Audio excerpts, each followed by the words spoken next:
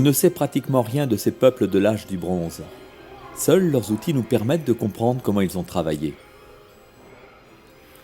Grâce à l'alliage du cuivre et de l'étain, le bronze est un métal plus rigide et plus résistant que le cuivre.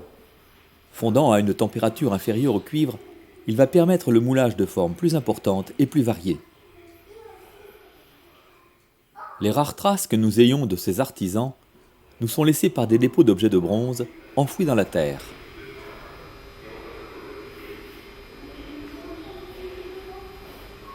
Alors on a ici un dépôt métallique, c'est-à-dire une quantité assez considérable d'objets qui ont été retrouvés ensemble et qui constituent en fait un ensemble de pièces, parfois cassées, parfois pas cassées. Celui-ci est composé de pièces presque exclusivement cassées. Et longtemps, on a supposé que ces dépôts métalliques appartenaient plutôt à un fondeur qui a récupéré toutes les pièces cassées qu'il trouvait un peu partout et qu'il conservait cet ensemble pour refondre, par exemple, et refaire des pièces nouvelles dans cette matière qui est tout de même assez précieuse, qui est le bronze. Et puis, à force de travailler sur ces dépôts métalliques, on s'est rendu compte qu'ils se trouvaient sur des lieux humides où il y a eu de l'eau à une période où, en tout cas la période de l'âge du bronze. Et aujourd'hui, on change un petit peu d'orientation quant à l'interprétation de ces dépôts métalliques, dits des dépôts de fondeurs. Et aujourd'hui, ils deviendraient plutôt des dépôts votifs, c'est-à-dire un ensemble d'objets offerts aux dieux dans un but précis qui peut être, par exemple, pour obtenir une bonne culture, pour obtenir la fin de la guerre, pour obtenir une récompense pour sa famille. En tout cas, plutôt un rôle votif.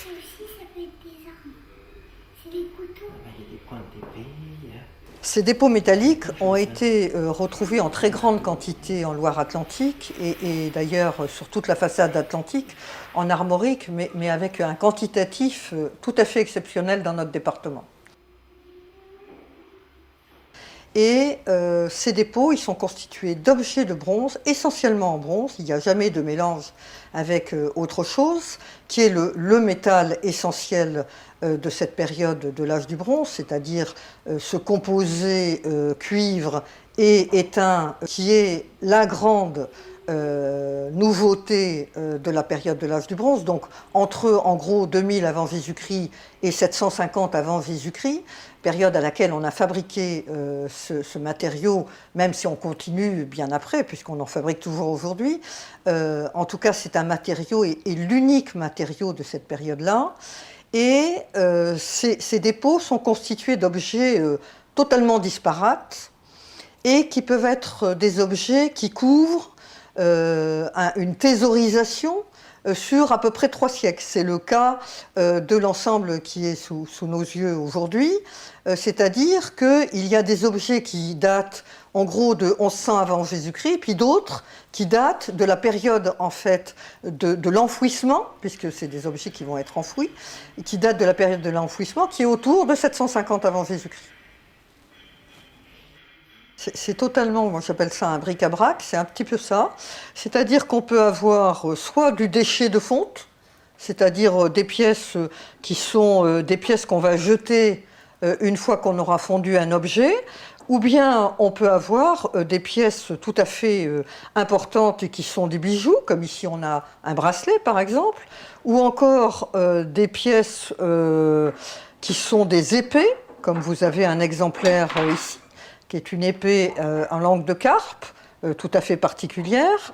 Et puis vous avez d'autres pièces de harnachement, comme ici par exemple un grelot, que l'on place sur les chevaux, va faire du bruit avec ce type de pièces. Voilà. Alors il y a aussi des pièces très très lourdes. Il faut dire que le dépôt faisait à peu près 30 kg. Vous avez des pièces très lourdes, et ici il s'agit en fait d'un lingot. C'était la manière que l'on avait de commercialiser le bronze.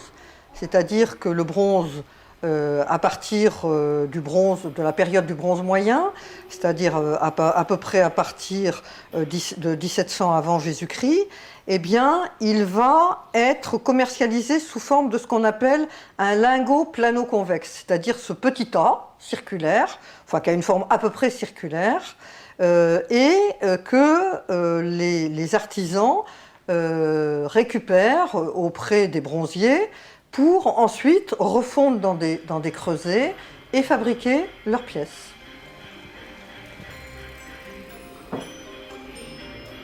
Le contenu de ces dépôts a mis en évidence un ensemble d'objets qui appartient à des cavaliers. On trouve un grand nombre de pièces de harnachement de cheval, mais aussi de très nombreuses épées, longues épées qui ne pouvaient servir qu'à des hommes montés sur des chevaux. Ce type d'équipement appartient à la fin de l'âge du bronze, c'est-à-dire entre 900 et 750 avant Jésus-Christ.